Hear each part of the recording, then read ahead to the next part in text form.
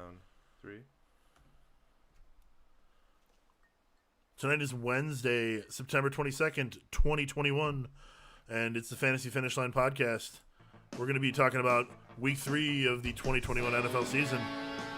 Let's go. LFG. Is that like the BFG? No. Yes. Let's friendly go. Let's friendly go. Clearly what it stands for, right? You got a glass for a little hard coffee? Yes. We're not exclusive beer guys. We don't discriminate when it comes to alcohol. It's a malt liquor beverage? It's probably a, how do they describe it? Malt beverage, yeah. Yep. It's kind of like a cold 45, you know. It contains milk, so when we're drinking milk with liquor, it's like we're in the 50s again.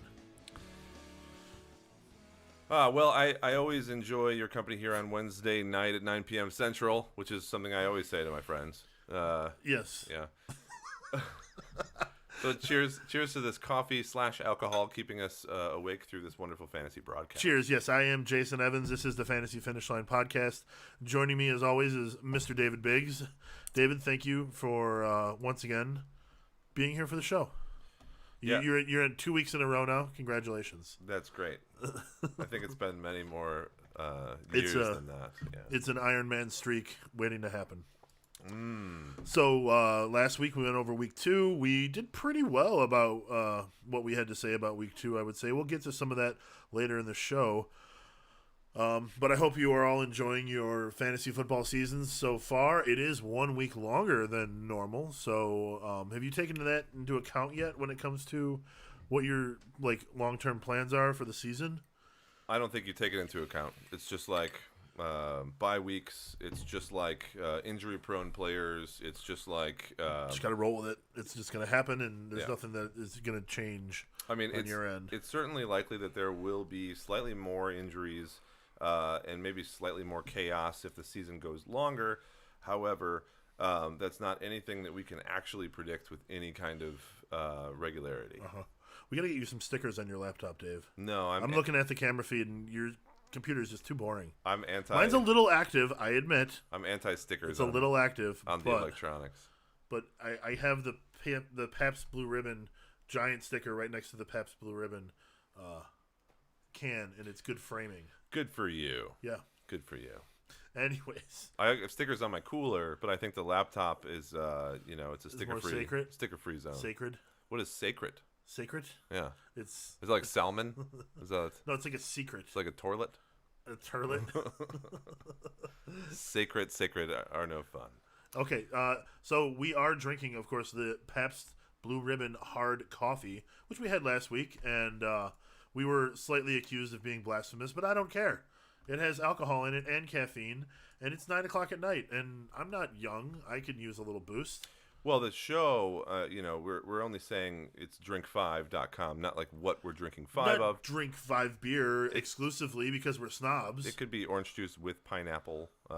It could be a vodka and cranberry. It could be toilet wine. It could be toilet wine. Toilet wine. Yeah. Salmon. It could be salmon. As long as it's not salmonella. Salmon water? Salmon water. That's gross. Is that like ranch water, but more gross? I think we should move on. So what are we drinking tonight? We're drinking that, and we're drinking Glencullen.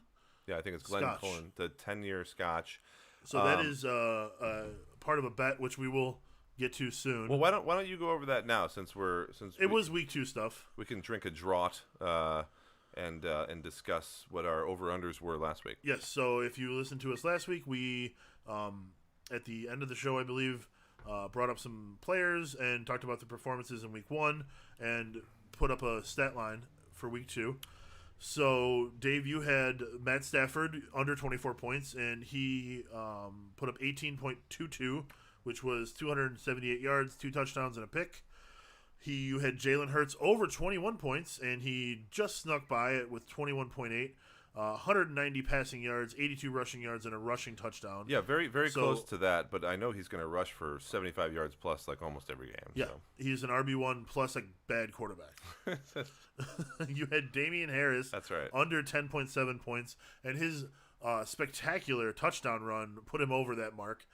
He finished with 12.9. So that was the only one you got wrong, because you also had Juwan Johnson, who your line was under 9 points, and he had 3 targets, 1 catch, 23 yards, 2.8 points. You know, it's a hype beast. Juwan Johnson was a hype beast that I'm going to talk about some of those Perhaps a little bit later, too. Perhaps the Saints entirely were all on their own were hype beasts? I think they're going to be just so chaotic this year because they're not used to any of the pieces that they have. I think they were aided by the fact that the Green Bay defense didn't show up for the first 6 quarters of the season. Yeah, that's also accurate. Yeah. And then on my end, I had Clyde Edwards-Helaire over 14.1 points. What was I thinking? He had 2.6, 46 rushing yards and a fumble. Mike Williams over 12.2. I hit that one well. He had 91 yards and a touchdown with 7 catches there. 18.6 points. Jalen Waddle under 10.5.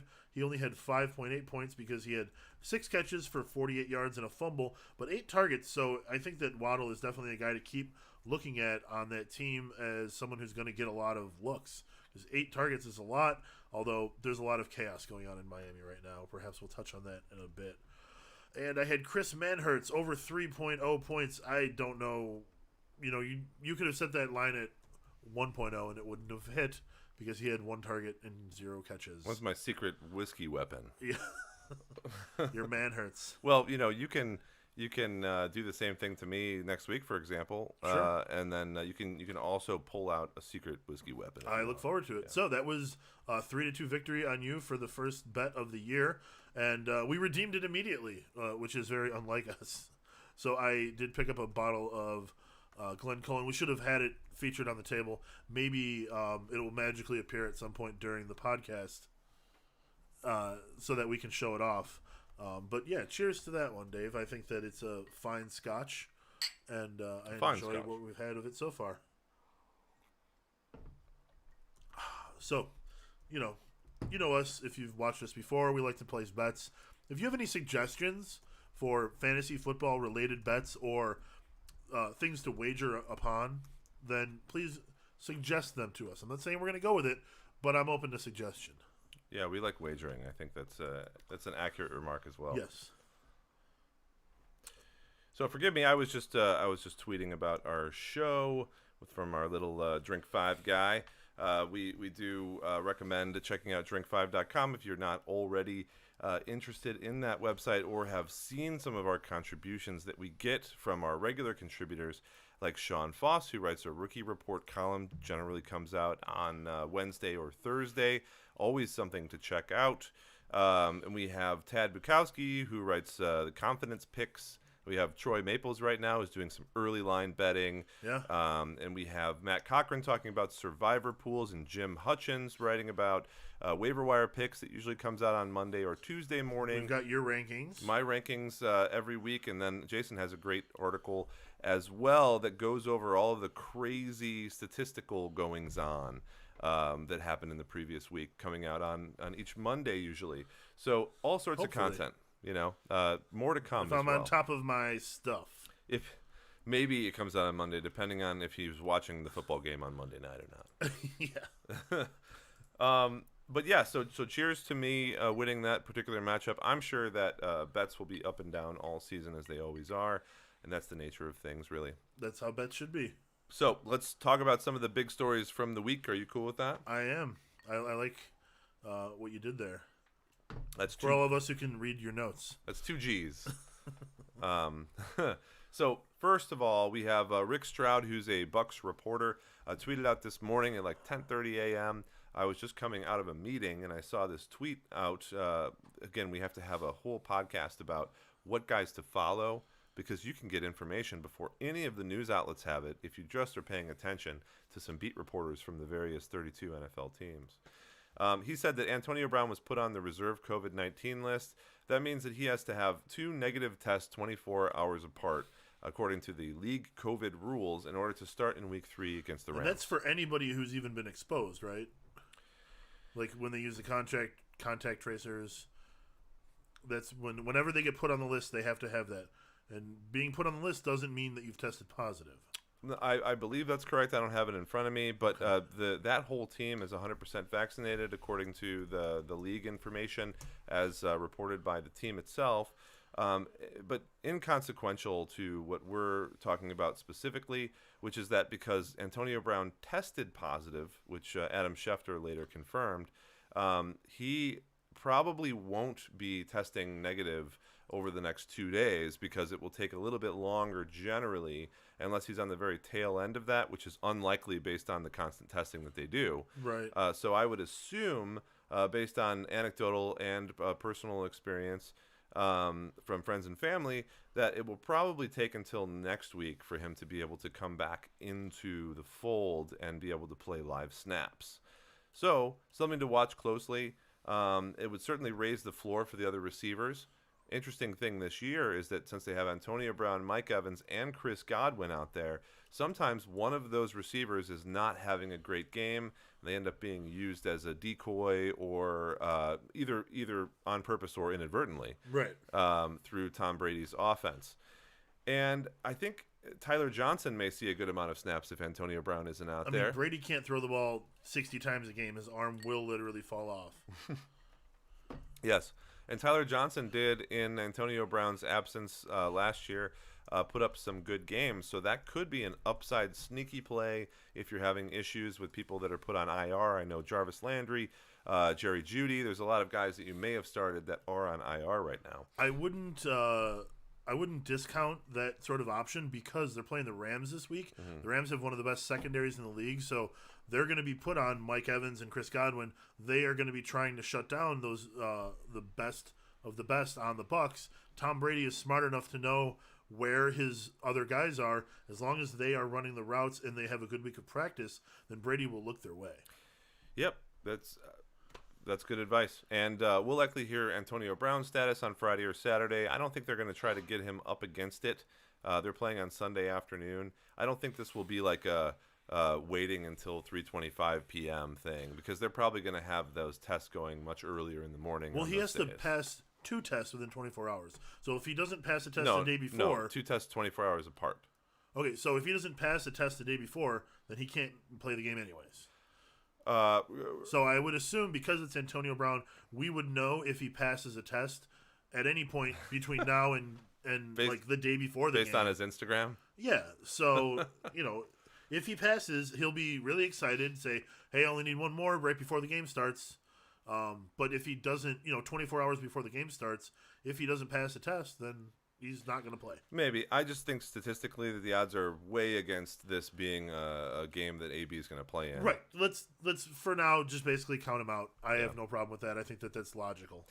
So think about that. Obviously, you're going to start Chris Godwin or Mike Evans anyway. I actually have a league where I have a Mike Evans and Antonio Brown. So for me, this really clears up the situation. That's a nice stack. I can just play Mike Evans. Because those guys are definitely, like, Chris Godwin seems to have a nice high floor.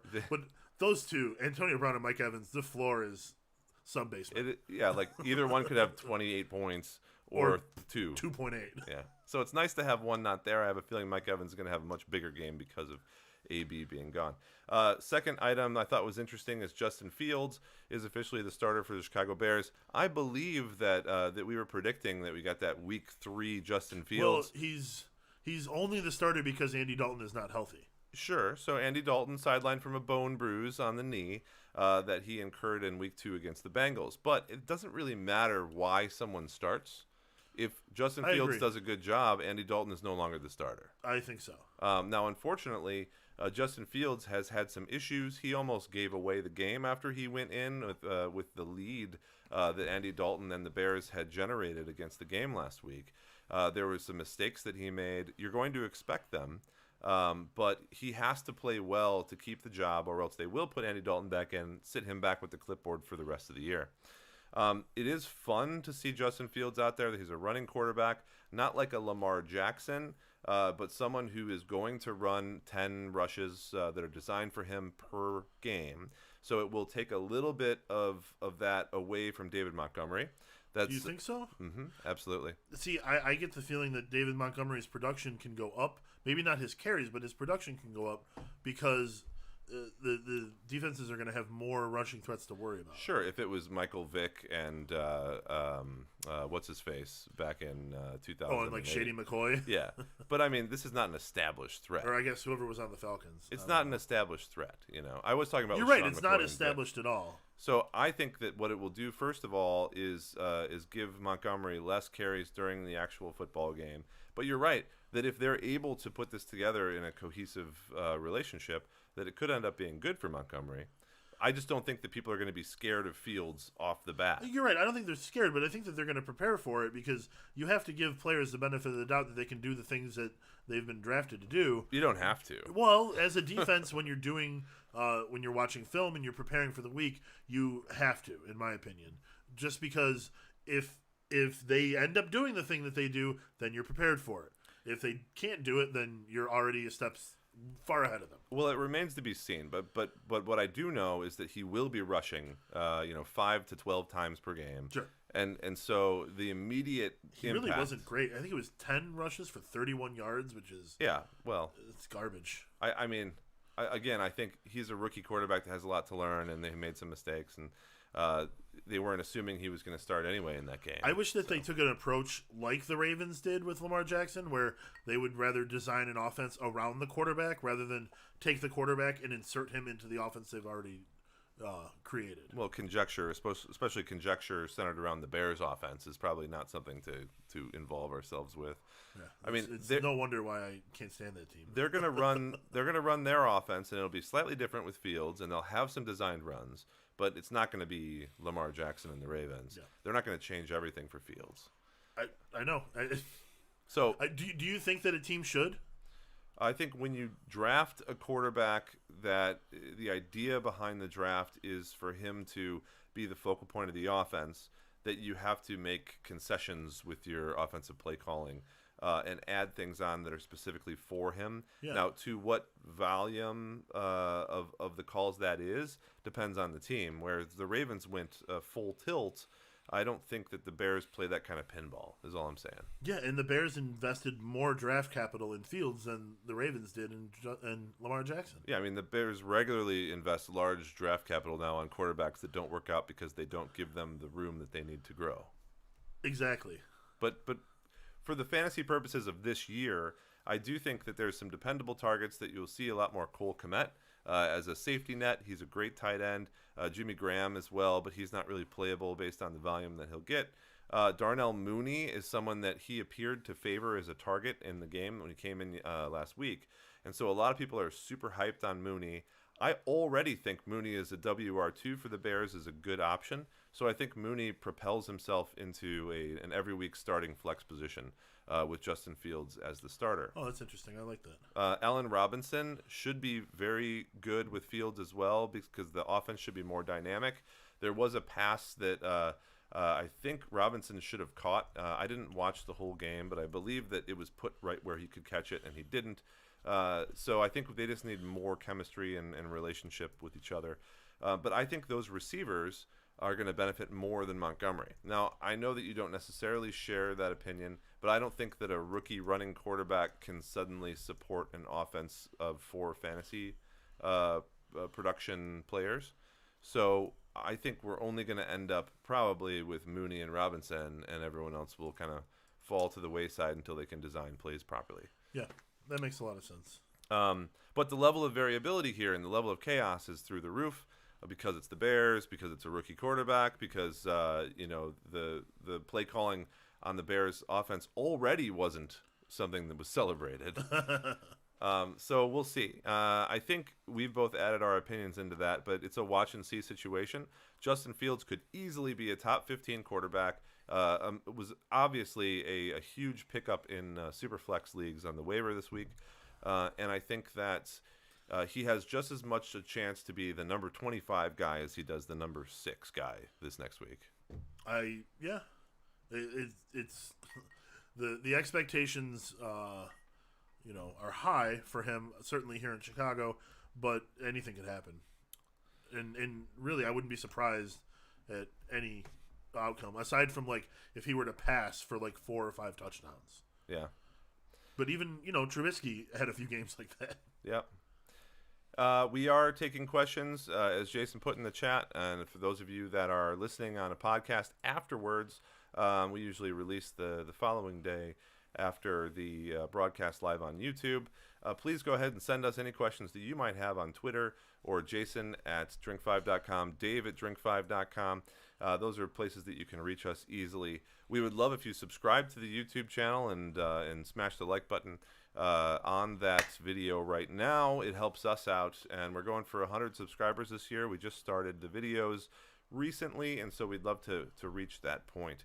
One more news article is that Odell Beckham and Will Fuller, both guys for different reasons, but have shared history as well with injury statuses, etc. over the past couple years, are both looking like they're going to make their 2021 NFL debut this week. So both receivers, as I mentioned, played with injuries over the last couple of years. Yep. Will Fuller just came off suspension. Then he had a personal thing that he went to go do.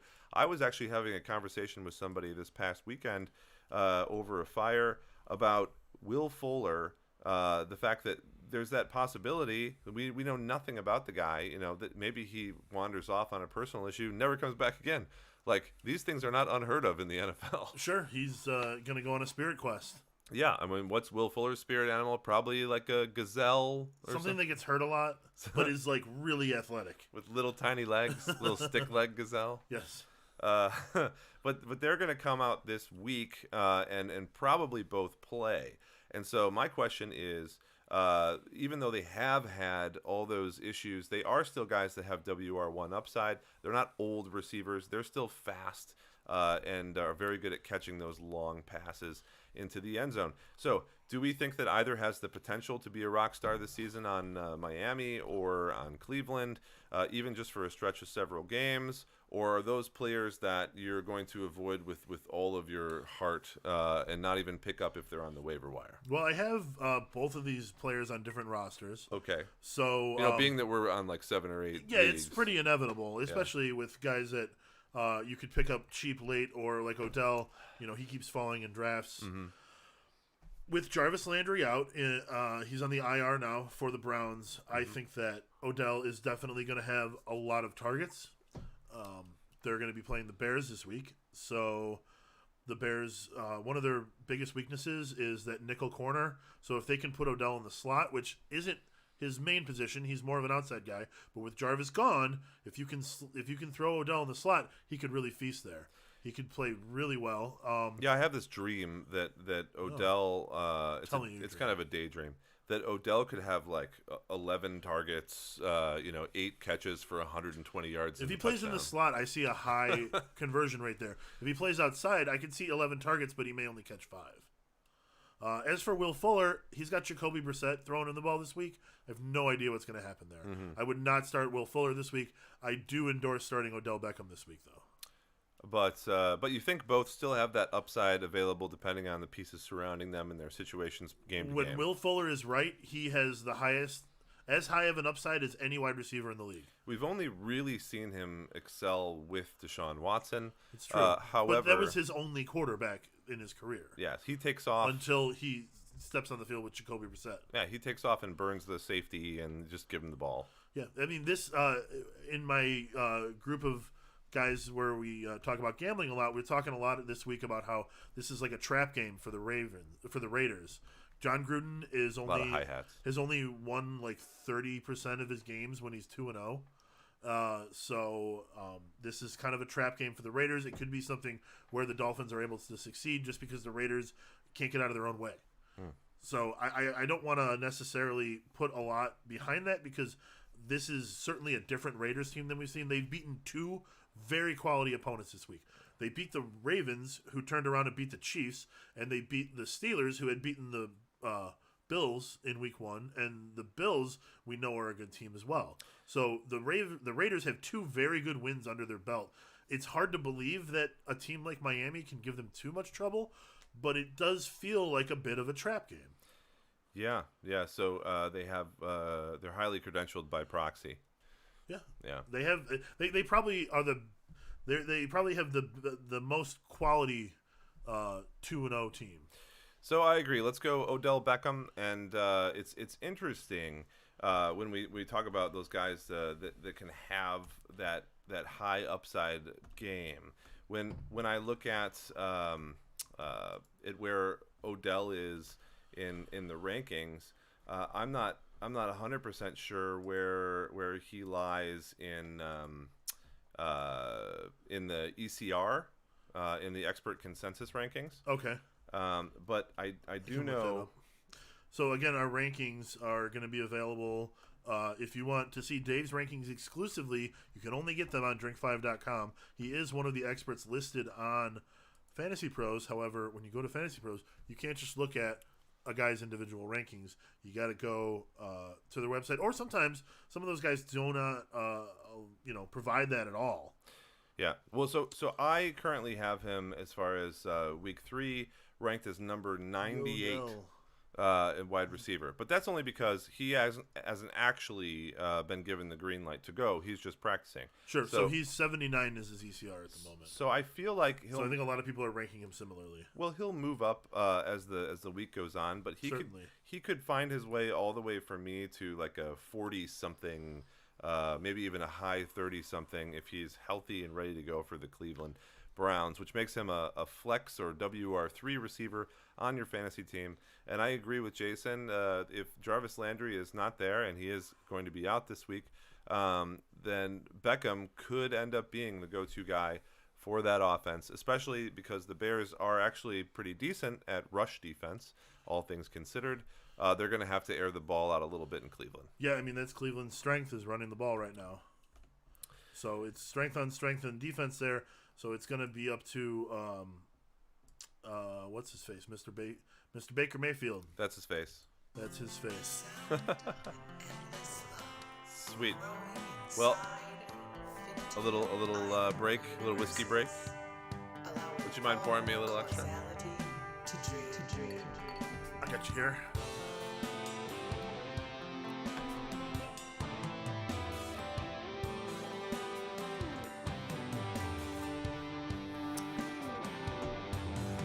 How sweet it is to win,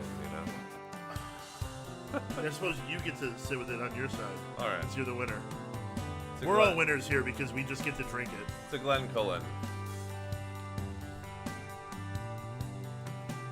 Okay, so last week we took a look at the ECR differential. We were just talking about ECR. ECR is the expert consensus rankings on Fantasy Pros. Fantasy Pros being a aggregation of tons of fantasy information. It is a site that you should go to after you've read everything that we have to say on drinkfive.com. So sure. We're going to look at our rankings versus the ECR, look at the differential, and pick out a couple of quarterbacks that we think you should pay attention to and listen to us rather than the masses. So last week we looked at this. We were able to successfully point out that Aaron Rodgers would be better than expected, that Melvin Gordon and Ronald Jones would both be busts, that Kenny Golladay was to be avoided like COVID, and that Will Fuller needed to be considered on your lineup. But remember, always watch the news later in the week so you can find out that Will Fuller was taking a personal day on Sunday. So whoops on that last one. Just a reminder, always check the news on Friday, Saturday before your lineups. Don't just set your lineup on Wednesday night and expect everything to be okay. So at quarterback, we have Teddy Bridgewater, who has been ranked number 9 by Dave, and his ECR is 12, so that's a +3 there. He's scored over 20 points in each of his first 2 games this season. He's thrown 2 passing touchdowns in each game. Overall, he's the QB 12 on the season, so I think he should be strongly considered as a streaming quarterback in all formats. He has a matchup against the Jets this week, and they don't give up a lot of points to opposing quarterbacks, but I believe it's because they've faced Sam Darnold and Mac Jones so far. That's all. Neither of them need to do anything in the air to secure their team a victory. The teams have just been running the ball against the Jets, so Teddy Bridgewater will, don't worry about the Jets not giving up tons of points to opposing quarterbacks, I guess is what I'm saying here. I don't think he's going to have any problem lighting up Gang Green. What do you like about Teddy Bridgewater this year, Dave? Have you seen improvements, or do you just think that he is, the best game manager right now?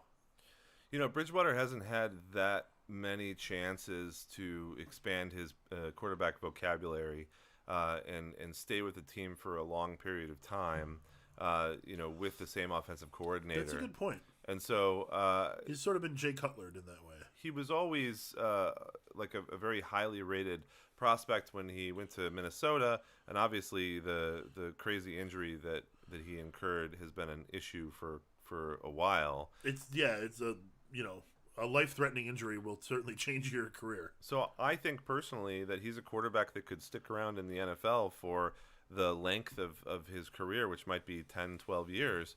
And I see good things out of Bridgewater. I just don't see him surpassing that sort of average to above average quarterback performance. He's never going to be an elite guy, but you don't need an elite guy in the NFL. So on a team like Denver that has a whole bunch of passing threats on their offense, and they have running backs in Devonta Williams and Melvin Gordon that are certainly qualified for the job, and a good tight end.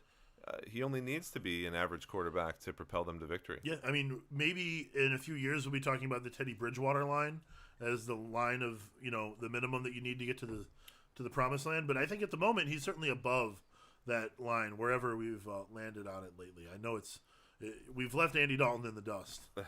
I think it might be a Matt Ryan line at the moment, but I like Bridgewater as a top 10 quarterback, really. So Kirk Cousins, his rank is number 10. His ECR is 15. So we've got him 5 spots ahead of the rest of the world. Kirk Cousins is the quarterback 10 on the season. He's put up 5 touchdowns and 0 interceptions in his 2 games. And both of those games have come down to the very last play, which means he's throwing the ball. He's either catching up or trying to protect a lead. So early on in this year, It may be the Jimmy Garoppolo line, by the way. The Jimmy G line. You know what? If they could keep one healthy running back on the 49ers, then yeah. We'll see what happens. But Jimmy G is going to need to be better than Jimmy G in order to get them to the Super Bowl. They just signed Chris Thompson. He's a fun guy. Oh yeah, he's a favorite of the podcast. For sure. So far this year, Kirk Cousins has a career best completion rate of 71.6%. That's just, a small sample size still. He's averaging 23.65 fantasy points per game. He is only owned in 81% of leagues. So if you're streaming quarterbacks, there aren't going to be many options out there that are better than Kirk Cousins. So this week he faces Seattle. They're giving up lots of yards through the air, which means it's another good matchup. They haven't given up a lot of touchdowns yet, but I think that the yardage is the key there. Touchdowns will come. If you're giving up a lot of yards, then you're going to continue to give up a lot of yards. That means that Kirk Cousins is going to be able to move the ball through the air, and the Minnesota Vikings offense is going to be able to score points. It's going to be up to Seattle to keep up with them, which they won't have any trouble doing. They got Russell Wilson and all. But I think Kirk Cousins can have another good top 10 quarterback performance this week. And you putting him at 10 makes a lot of sense. I don't understand why his ECR was so low. I think people are just kind of biased against him. I should mention that we were talking about Teddy Bridgewater earlier and how he hasn't had a lot of constant offensive coordinator luck like you need to as a quarterback really to have continued success in most cases. Sean pointed out that Teddy has the same OC that he had back when he was in Minnesota. Again, he has Shermer. So that is a good point to maybe why he is excelling a little bit more this year. It's something that he's familiar with that is coming back again. Oh, so that's cool. It's a good point. So you're not wrong when you say that it's changed a lot, but he's been able to go back to someone who he worked with in the past. Yeah, that seems to be helping a lot because he is playing very well. Denver's a impressive 2-0 in a very hard division. Right, and they've had a very easy start to the season though. Well, they played the Giants and the Jaguars. This is like when you talk about the Raiders and the Denver's on the other foot, right? That's totally right. They've had the 2 easiest victories that you can get. Yeah, and they're going to get another one this week because they play the Jets. But hey, ultimately, all that matters is the number of wins, not who you play against. So as far as Minnesota goes, obviously they're a team that's going to run the ball a lot with Dalvin Cook. He had an injury with a shoulder sort of scare, but it sounds like he'll probably be fine. And if Dalvin Cook is playing, he's going to get a full complement of rushes. So as far as Kirk Cousins goes, do you think that he's going to be able to continue this success, or do you think he's going to come back down to earth a little bit? I don't mean to say that he's like in some sort of outer stratosphere as far as his performance goes. But. Well, if you remember, over the past couple of years, Cousins has always performed fairly well, right? I think last year he was number 13 quarterback overall in fantasy Sure, points. I think he was just less consistent than he's been this year. And when we talk about a guy that has Dalvin Cook, right? And he's from Barrington, after all. We know what that means. You have Dalvin Cook as a running back, and then you're looking at your passing offense, which has Justin Jefferson and Adam Thielen. Now there's another guy who steps up to be the wide receiver 3 there. His name is KJ Osborne, and Osborne is he has 12 catches and 167 yards and a touchdown over the first 2 weeks. You've got a possible offense here that looks as good as the receivers do from Arizona, from Pittsburgh, from anywhere in the league, and that is just as helpful as anything else is to a quarterback. He has 3 guys he can throw the ball to and score touchdowns and gain yardage. And Thielen and Jefferson might be, is certainly in consideration for the best 1-2 combo in the league. Yeah, so if Osborne ends up not being a flash in the pan, I mean, he was a huge pickup on the waiver wire for the last 2 weeks, and you have Osborne, Jefferson, and Thielen as guys that are stretching the field and able to score those fantasy points. Yeah. Then Kirk Cousins is just going to be this and because opposing defenses have to respect the run as long as Dalvin Cook is on the field. And Irv Smith went down. When they get Irv Smith, is Irv Smith an IR for the whole season, or is he just gone for a couple of weeks? Because Irv Smith is definitely an up-and-coming tight end, but I believe he may have had surgery or something. I forget. He'll tell us here. What happened to Irv Smith Jr.? Thank you, Google questions. Minnesota Vikings tight end Irv Smith Jr. underwent surgery Wednesday. Yeah, he had surgery. This was several weeks ago, not last Wednesday. There is no timetable for his return. Yeah, well, so take that out of the equation, but point being, they are an offense filled with playmakers, and Kirk Cousins is just meniscus, likely to miss the season. Kirk Cousins is just the average quarterback that is good enough to, or above average quarterback. Sorry, yeah, I do think he has a good arm. To be certainly does. You like that? Yeah, you like that? To be able to fulfill these guys' fantasy production goals, and their goals are 20 points a game. That's definitely it. Yeah. Speaking of 20 points a game, we've got Justin Herbert, whose team can't even score 20 points a game. Ooh. So you've got him ranked at 13. His ECR is 9. We are 4 spots lower. It's a big difference when you're talking about the difference between 9 and 13. So his second season, not starting out with the big numbers that his rookie campaign had. Through 2 games, he is the quarterback 23 on the season. I'm looking to rank the guy on Flea Flicker on the player list, and they show 20 players at a time. I'm like, why can't I find him on the list? It's because he's not even on the first damn page. Yeah, it's a shame. He's starting really slow. I think that Herbert is good, and he'll be fine for his career. But right now, you gotta probably, you gotta maybe sit Herbert for a few weeks. Maybe stream somebody in there like a Cousins or a Bridgewater over Herbert, because it's just not happening for them right now. Sometimes it takes a little while to start up the lawnmower. They're another offense filled with playmakers. They'll get it going. Yeah, I think part of his success was that he was just thrown in last year rather than being taken through, which is going to benefit him in the long run. But not understanding the gravity and the depth of the situation you're in probably helped him, rather than now that he's got everything to think about, because he has not scored over 17 points in a game. He has not led the Chargers to more than 20 points on offense, and so this week they play the Chiefs. The Chiefs have only given up 1 passing touchdown in 2 games, and they played Baker Mayfield and Lamar Jackson. So those aren't slouches. So if you drafted Herbert as an every week starter, I think it's time to consider switching to a streaming quarterback strategy for now. I'm not saying you drop Herbert, but I think that you're going to want to pick somebody up to start this week because he's playing the Chiefs. The Chiefs' passing defense is good enough that I don't see Herbert breaking out of his slump against them. Yep. I mean, that's accurate. Looks a rank 13 from an ECR 9 means that I don't think that he's a startable quarterback in a 1 quarterback league this week. Yeah.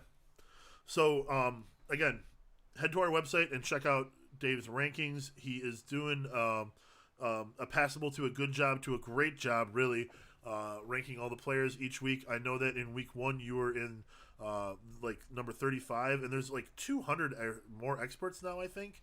So 35 is spectacular. I think there's around 200 total. Yeah. Yeah, so you're doing great work there, Dave. Well, the rankings are up and down as they always are. You're not going to be, just like fantasy players. You're not. Unfortunately, you're not the Patrick Mahomes of fantasy experts, Dave. So what's important, I think, is looking at how you do from an annual perspective, not necessarily from week to week since things change so much. But right. What we always want to do is have the percentage of time that we're correct to be high enough that it removes some randomness and difficulty from the game. And so if you were to follow the advice that I give, then at the very least you would be probably 10% or 15% more accurate than maybe what your hunches are. Yeah. And that's what we're trying to give as I speak for all of the pantheon of Fantasy Pros experts.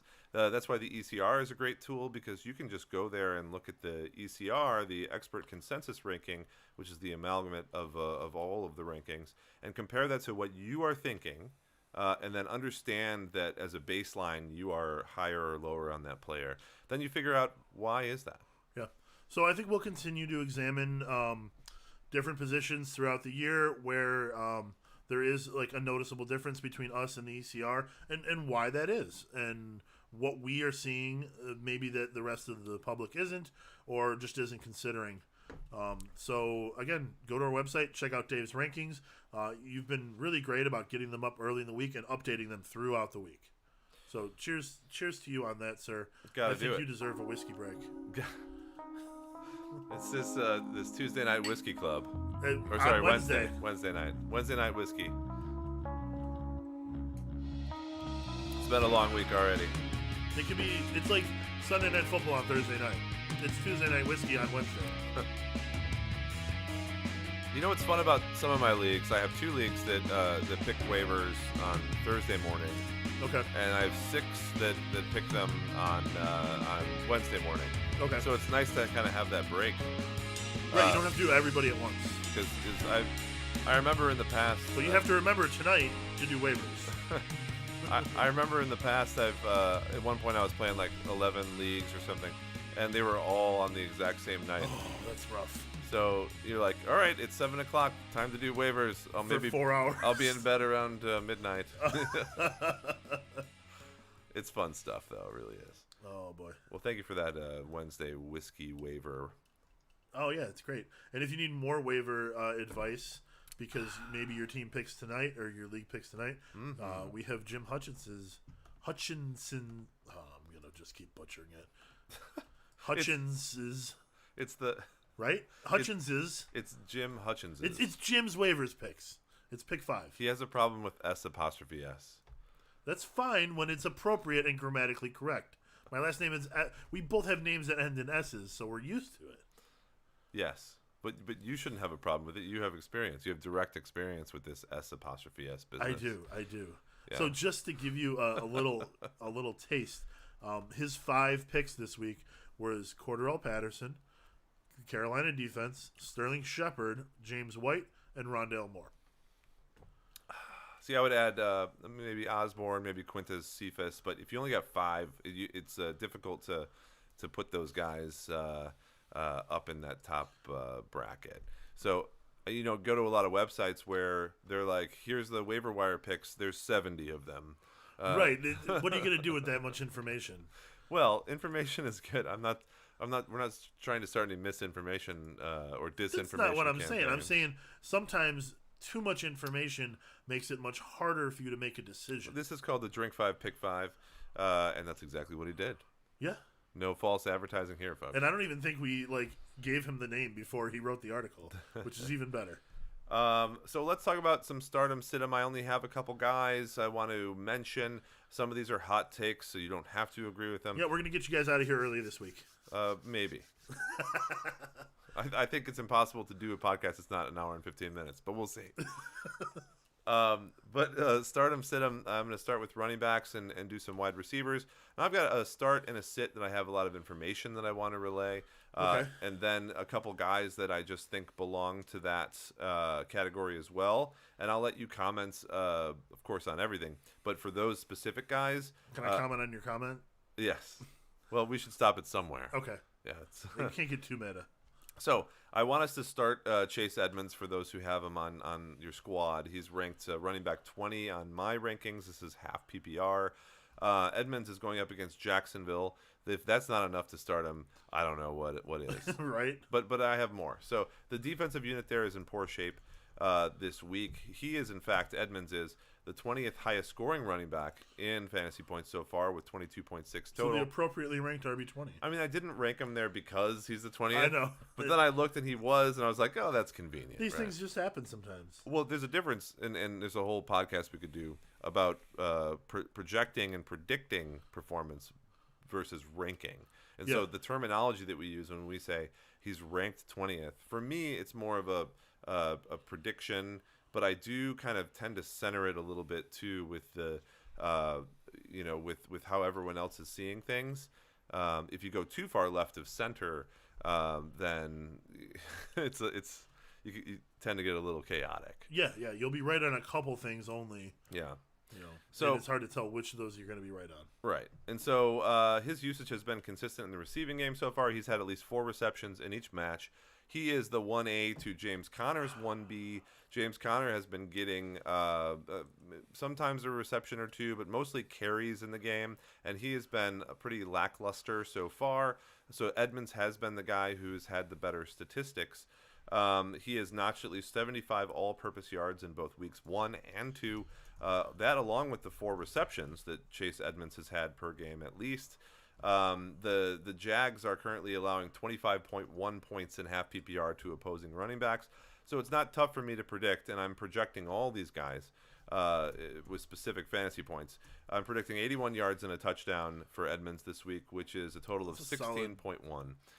In half PPR. Are you throwing some catches in there? Yeah. Okay. So nice game for Chase. I think it's his first touchdown that he gets all year. If you look at... he does have 9 catches on the year already. Right. He had 5 and then 4 or the other way around. Yeah. So I think he's done well. He just hasn't had a touchdown to propel him up past the top 20. Jacksonville's definitely the team to do that. And it's not They're giving up the 8th most points to opposing running backs. Yeah, so that's 25.1 in half PPR, as I mentioned earlier. Mm-hmm. And that is an opportunity for those that have Chase Edmonds not to swap him out because you don't think he has upside. It's more like this is his first year really being the starter on a team from the beginning. And this is the make or break couple weeks where he's either going to be supplanted by somebody or, they're going to bring in someone else, or he's going to be the guy. Yeah, he's never had more than 100 carries in a season. 97 was his high watermark, and that was last year. He's already got 20 through 2 games, exactly, which is a pace of 170. So he's going to blow that away this year if he remains healthy. So I'm projecting the 16.1, and I think that it's not like Arizona has any problems getting to the goal line. That has not been an issue. What a great offense. Yeah, it's fun to watch. I think they've scored 30 at least. Yeah, 38 and 34 so far this year. It's fun to have Kyler. Pretty good. Kyler in a dynasty is a very entertaining option. Yeah. More starts, and this is where I really want to have your input. So I also think that we should start Jonathan Taylor. Now Jonathan Taylor is, and I'll just tell you where they are in my particular rankings. Taylor is at number 8, so it's not like you wouldn't start him necessarily, but I think he'll be good this particular week. We're stressing the fact that you need him in your lineup. Yeah. Your thoughts on Taylor at all? So Taylor's got 32 carries through the season so far. I like that he had 7 targets and 6 receptions in that first game. I hope that they can continue to use him in the passing game as well, because that he's a good enough back to do that. Only 1 reception last week for 2 yards, 1 target. But it was kind of a weird game. There was some weird turnovers in that game and stuff. And the Colts are 0-2 now, so they really need to sort of figure out something. I think they need to lean on their best players, and Jonathan Taylor is easily their best running back. Well, Carson Wentz has 2 sprained ankles, which is How do you sprain both ankles on a play? It's almost impossible for that to actually happen in a game. I don't know. Did he sprain them both in the same play, or was it like throughout the game he sprained one and then put too much emphasis on the other one, and then one sprained that one? Became sprained. I don't know. I've never heard of a guy with 2 sprained ankles. Yeah, well, it's an unfortunate series of events for Carson Wentz. Yeah, we can just call him Lemony Snicket for the rest of the year. I think that's an appropriate nickname. That's right. So I think that Jonathan Taylor is going to get going here at some point. When you look at Tennessee, how is their their rush defense? It is right at the middle. They're number 18. So It's not great, not bad. It's a division game. The Colts need a win badly. Yeah. I think that they need to lean on Jonathan Taylor in this game. And you're starting him anyway, but I think he'll be a top 10 running back this particular week. Kareem Hunt. Kareem Hunt is, for me, he's at number 21 versus Chicago. Chicago actually does have a good rushing defense. Yeah, 5th fewest points to opposing running backs. Only 12.45 points per game total among opposing teams. And Hunt has 23 touches through 2 games. He's 84 rushing yards, a touchdown, and 4 receptions for 30 yards.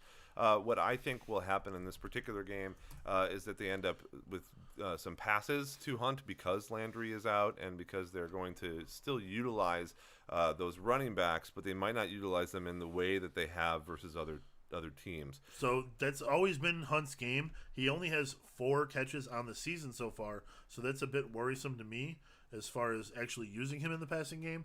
But I got to assume that they're going to go ahead and use him there. Yeah, again, as being predictive, I think that's what will happen in this particular game, which is why I have him as a start. And the last guy is Elijah Mitchell. I just wanted to say I actually don't think that you should start Kareem Hunt because the Bears' rushing defense is so good, and because if they get Odell back, which is likely, they're going to need to throw the ball in order to advance it. And Nick Chubb is having a great year, and they're going to lean on Nick Chubb maybe a little bit more. I think Kareem Hunt will have his time a little bit later in the year once they need to scale back on the Nick Chubb usage. Well, again, prediction is that they use him more in the passing game starting this particular week. Gotcha. But I know what you're saying from what has already occurred. Elijah Mitchell, if healthy, now Elijah Mitchell is the running back that was pacing the other backs in the past matchup that the 49ers had. Through that game, Mitchell and Sermon and Hasty were all injured, but Mitchell was the one that came back at the end of the game and was able to play when the other guys were not able to come back from their particular injuries. It looks right now as though Sermon is practicing limited, but he has a concussion. Hasty's going to be out for a little while, and they just signed Chris Thompson. But Chris Thompson is not a Shanahan back. He's just a depth piece. Of course he is. Chris Thompson was on Washington when Shanahan was there. That's not what I mean. He's not the main number one running back. No. But I think that this could work out. However, we've said that about Chris Thompson for several years.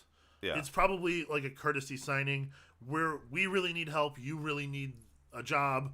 Let's see if this can work for a week or two. But I don't think it's going to work out in the end. What I'm saying about Mitchell is that he seems to be the healthiest right now of the backs. And so if he's able to play in this particular game, I don't see a reason why he wouldn't still be the lead back in this offense based on the way that they are posturing the running backs currently. And I feel like I have Shanahan's career wrong. Nope, he was the OC in Washington up until 2013. Sure, but I'm talking about guys like Alfred Morris and guys like Raheem Mostert, not guys like Chris Thompson. But you're right, he did play with Shanahan, and they certainly could use him. Yep, that was Chris Thompson's rookie season, 2013.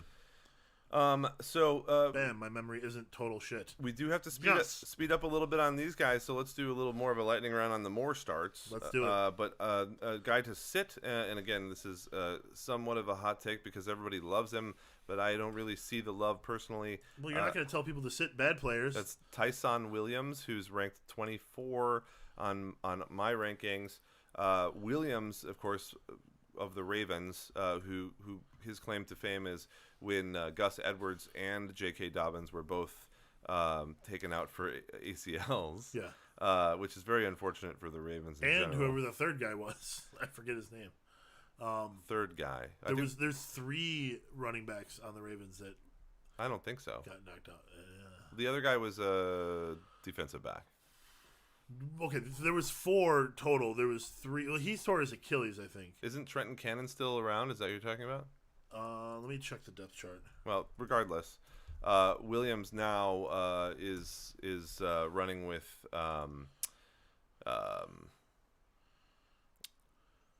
Latavius Murray and Devonta Freeman. Okay.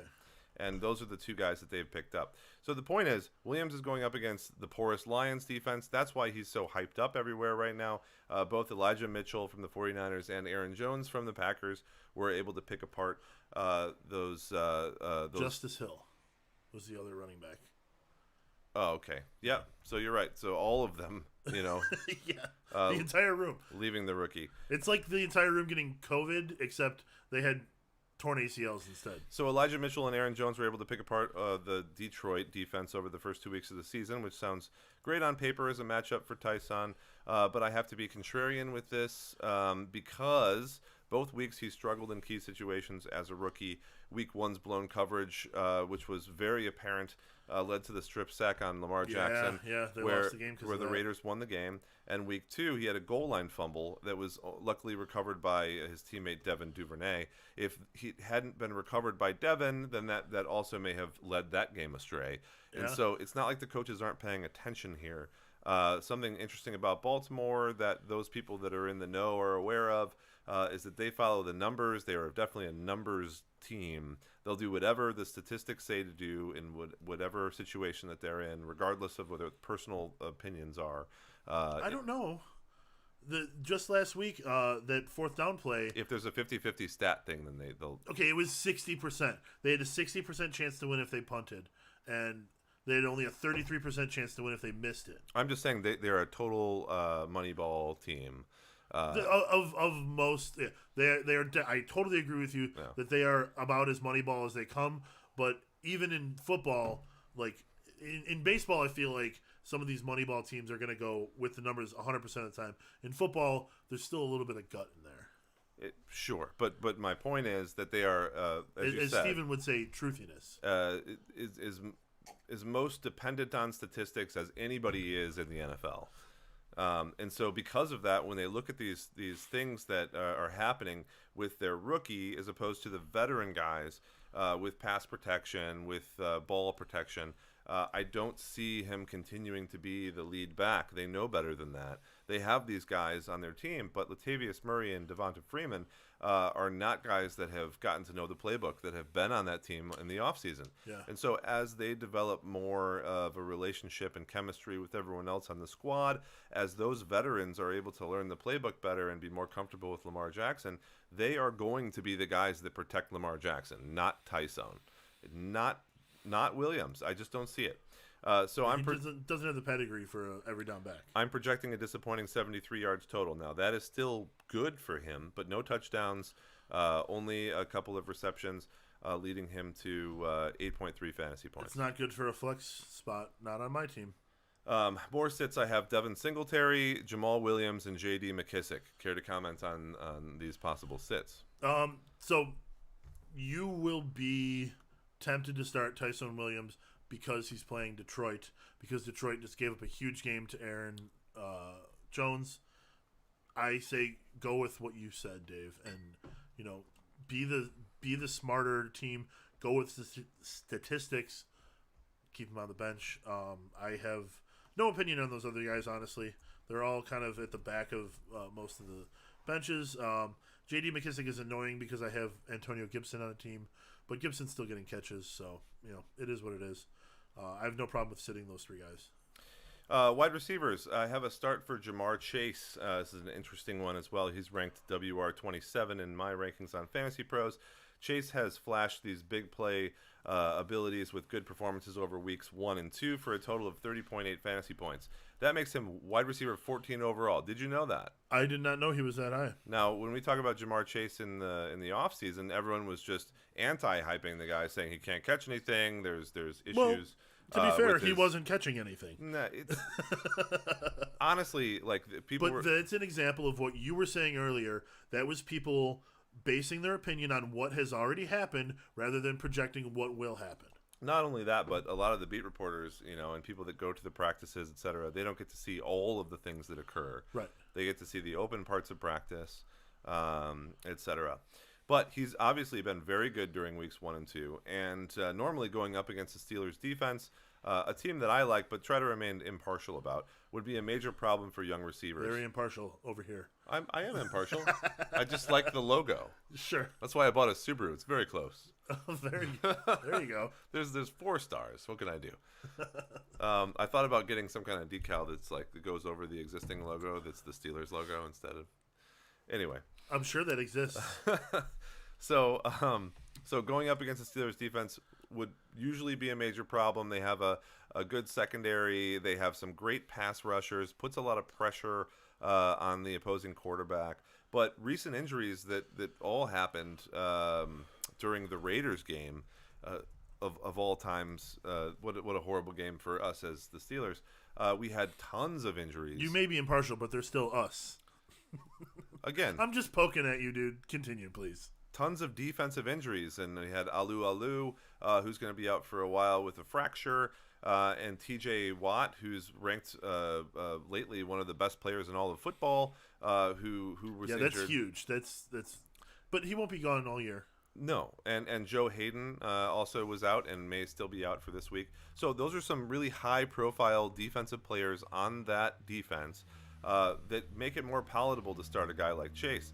We saw the Raiders make progress down the field after those players were gone from the roster through the air, and I expect the Bengals to be able to do the same thing. I don't think Burrow is going to have as much success as Derek Carr did, but he'll have some. And the key defensive players not being healthy enough to start this weekend, and I don't think they necessarily will be, are going to be a huge problem for the Steelers. Jamar Chase will probably have limited receptions here. There are other players on that team as well, in T. Higgins and who's the other great receiver for the Bengals? You got me stumped. I can't remember Boyd. at the moment. Tyler Boyd. Yeah, Tyler Boyd. So they have a group of good receivers. I mean, those guys have been getting a lot of targets as well. But I feel like Chase has been featured recently. And Burrow's going to chuck the ball a lot. Yeah, maybe. He has not been an outstanding quarterback so far this year. That's very true. And I think that his projection for me is 67 yards and a touchdown. Maybe he needs to throw the ball more. For a total of 14.2 fantasy points, which is still a really great output against the Steelers defense. And for this sort of fledgling quarterback on this new Bengals offense that is passing a little bit more. Yeah. I see improvement as far as Joe Burrow goes in lots of statistical categories compared to last year. 3 interceptions, all occurring last week against a good defense, is something that you just got to kind of shake off. I think that the solution here is for him to throw the ball more. I do. Well, they also have Joe Mixon, who's a great running back, and they've been utilizing him a good bit as well. Yeah, but you've got 3 great receivers on your team. His problem is that the offensive line is still not that great, and so he's getting a lot of pressure. And he's not. If they had a good tight end, it would really take a lot of. It'd be a great safety valve, and they don't have that right now. I think this year they'll concentrate on maybe that kind of a thing, and some more offensive line help. Yeah, I'm sure they're scouting at Iowa as we speak. But they're doing okay. They did lose to the Bears. And I don't necessarily think they'll beat the Steelers unless Ben Roethlisberger is ruled out after his injury. Pectoral? Yeah, pecs. But he plays through a lot of that stuff, so we'll see. Yeah, that's true. He did. He'll take a shot and play whatever. He was injured fairly early in the last game, and I can put up a lot of excuses, but most of them have to do with the defense being injured, which is why the Raiders scored so many points. I think the Raiders might also be good. It's still too early to tell. It's pretty early. But they're making a case. Yeah, they are. More starts. I have Rondale Moore on Arizona, who's regularly getting all kinds of I targets. think he's the hottest pickup this week. Yeah. He really is. And, I mean, Arizona doesn't need another good guy. Like, they have A.J. Green, DeAndre Hopkins, Christian Kirk, and Rondale Moore. They have more than that, They have more guys that they don't even play right now. I know. And it's sick. I finally cut who was the guy that had been there. He was like a rookie, not a rookie anymore, but he was at the back of the lineup. Let's have a look at my activity. You mean the really fast guy? Andy Isabella. Yeah, Isabella. I finally cut him. I had picked him up in a draft, 2 years ago? Well, and I finally had to cut him this week because the wide receiver group is so deep, and another guy stepped up, and yeah, it's very impressive. I like Tim Patrick especially because he's playing well, and Jerry Jeudy is going to be out for a little while, and as we talked about, Teddy Bridgewater's throwing the ball well, and you already hyped Darnell Mooney earlier tonight. So those two guys also starts for me. Yeah, and I sorry, I thought you had already mentioned them. No, but that's fine. And so yeah, I think those guys are also starts that are on that WR3 flex slash on your roster, depending on how deep your league is. But don't be afraid to put them in. These are guys that might show up on our trending list. I love trends, and we can start to talk about those in week 4, 5, 6. Because before then, going into week 3, there is no such thing as a trend. That's true. There's just people that have played 2 games. So I think that what we should do is start the campaign for Joe Burrow's 40 passing attempts per game. I'm not going to be on any kind of campaign for the Bengals. But good luck if you want to. I think if we can get 10 targets a game for each wide receiver, that offense is going to start putting up a lot of points, and that'll back off some of the pressure because they're going to have to.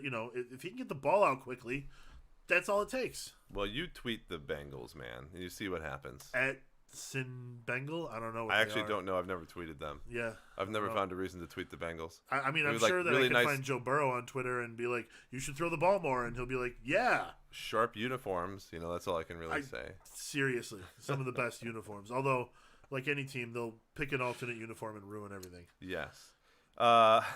And my sit, at least the one I want to break out and have a little bit of a description about is Devonta Smith on the Eagles. He's ranked WR 30. Smith has led all Eagles receivers in targets over the past 2 games, and if that means anything. I mean, it's happened before with Travis Fulgham. It's happened with other receivers. The Eagles are definitely a dumpster fire and continue to be. I don't understand their organization or how they are putting together a team right now. I don't know what that entails, and I don't see any consistency with any of it. It's certainly building some hype for the rookie receiver, though. So Devonta had a great performance in week 1. He put up 16.1 fantasy points against Atlanta, fell back to earth in week 2 with only 16 yards on 2 receptions. I continue to see Smith being chased as a WR3 or a flex start against Dallas. And Dallas has been giving up a ton of points through the air. So I understand why. Like, you're chasing the points. You picked up the guy. You're hyping up his performance. You think that the Eagles could score some points, especially because they'll probably be coming from behind in that particular matchup. It's Jalen Hurts. But he's only the WR 46 on the year in total fantasy points, and he's a rookie, and he's on the Eagles. And so all these things weigh him down into the ocean far more than his week 1 performance of 16.1 fantasy points. Yeah. And Devonta Smith is not a guy to start. Not a guy to start. Rondale Moore, Tim Patrick, Darnell Mooney, all guys to start. Devonta Smith is a sit. Projecting more yardage and receptions than he got last week because it's hard not to get that when you're being targeted, but still a low output at 4.7 fantasy points and half PPR. Don't start Devonta Smith. Yeah, I mean, look, you don't have to convince me to try to sit Eagles players. I have been, very down on that team all year. So I'm not a big fan of the Eagles at all. I don't think that you're going to find any consistency in their passing game or in their offense in general. You're going to get a lot of points out of Hurts, but even there, I don't think that it's something that you can rely on week to week. Yep. Here's 3 other guys that I think that you should consider sitting. In some cases, it depends if you're in a deeper league or one that's a little bit easier. I don't think Deebo Samuel will have a good performance this week. I don't think Marvin Jones will have a good performance this week, and I don't think Brandon Cooks will have a performance. So this is a question I posed to you off air. Is Marvin Jones the new Frank Gore? Is he just going to be good forever, and we're just going to continue to discount him? Because we've done it for like 2 years now. We've crapped on Marvin Jones, and he continues to put up lots of touchdowns. And did you know Frank Gore is a free agent? Has not played in 2021. Yeah, well, he only needs like 100 more yards to surpass or join like Emmitt Smith in some pantheon of... Well, don't worry. After the next injury to the 49ers, he'll be on the 49ers. So you think the 49ers and Baltimore Ravens will completely run out of all of their They're going to have to split Frank Gore in half. Yeah, he runs for both teams. No, I think that Marvin Jones is, as you say, perhaps one of those wide receivers that can play for a really long time, and he's certainly proving it there. I simply don't think that this is the week for those three receivers. Sean points out, talking about Burrow, that if the O-line can't keep him up for those 40 throws, he'll never be able to throw them. Yeah. So we have a few trades that were brought up in the chat room. Let's grade a few trades while we have a minute left or so. Okay. Kellen Brown says that we may hate this trade, but he traded away Kyler Murray and Tyson Williams for DK Metcalf. However, well, I'm just trying to complete the. I hope I don't get the entire name. I wrong. think you're good. Yeah. So his team is now Justin Herbert at quarterback. As I said earlier, maybe look for a streaming option there. But he's got Saquon and Kamara at running back. That's awesome if it's 2019. No, they should still be good. They'll still be pretty good. But his wide receiver group, CeeDee Lamb, Keenan Allen, DK, Hawkinson at flex. He has MT at flex, and my brain is just stuck on Michael Thomas. Who is MT? I couldn't get an answer out of him. Flex says DK, MT. Yeah, I don't know who MT is. I assume that it's Michael MT. Thomas. Right, Michael Thomas is the only name that's he's not coming back till week 8. Right, so it would be it doesn't make any sense in this context. I don't know. Maybe someone can help us out that's listening. But let's not worry about that too much. So I think that in a single quarterback league, so the trade was Kyler Murray and Tyson Williams for DK Metcalf. So in a single quarterback league, when you already had Justin Herbert, I think that's a pretty good trade. He's just looking for affirmation? Absolutely. Okay. Trade away a quarterback that has talent in a league where you only play one quarterback. And Justin Herbert should still be good after he gets through whatever this pause of early season stuff is. Yeah. And then Alvin Kamara for Zeke, Kirk, Patterson, who wins? I don't understand that question. Ezekiel Elliott, Christian Kirk, and Cordarrelle Patterson. So why would you trade Kamara for all three of those guys? Well, it's Kamara, first of all, right? Like Camaro. Got ya. We got to pronounce the names correctly. You're right. They don't even do it on TV. Well, you're calling him Tyson Williams. On the TV. I think it's Tyson Williams. Oh, I during the broadcast, I kept hearing Tyson. You know what? I don't know what to think. And I was like, well, I've never heard the guy's name. I better learn it tonight. Yeah. I thought it was Tyson. Maybe Sean can correct us, being that he probably followed the guy in college. He's a rookie and knows where he went to school and everything. Okay, so as far as that trade is concerned, I feel like people overvalue Kamara. If you can get Ezekiel Elliott and Christian Kirk and Cordarrelle Patterson for Kamara, then I think that is maybe good value. But here's the thing. I'm not necessarily starting Christian Kirk, and I'm not necessarily starting Cordarrelle Patterson. Right, so it's kind of a Kamara for Zeke. So I have to say that all that really matters there is that you had worse players on your team that you are replacing with the extra guys. And if that's not true, if you're not replacing worse guys, then they're not providing any additional value for your team, and you're trading Kamara for Zeke, in which case, if you think that Zeke will do better throughout the year, then that's great. I personally think that the Saints offense is too volatile. And so I would probably play Ezekiel Elliott in most cases over Kamara right now as the situation exists currently. Yeah, I agree. Great. Well, if you have any more questions, then let us know. I have a whole nother segment that we're going to start next week, which is called the Cut List. And the J Cut List. You could call it the J Cut List. Yeah.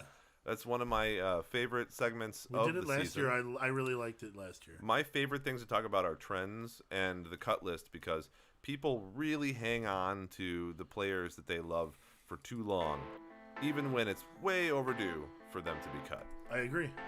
I mean, you put in all this value into the players early on, and you want it to pay off. You want to be right about the players. By the way, Sean says he went to BYU. He thinks Dave had it right, which I appreciate. Oh. But he's not sure. And I'm also not sure. I've heard it pronounced both ways. Is it Tyson or Tyson?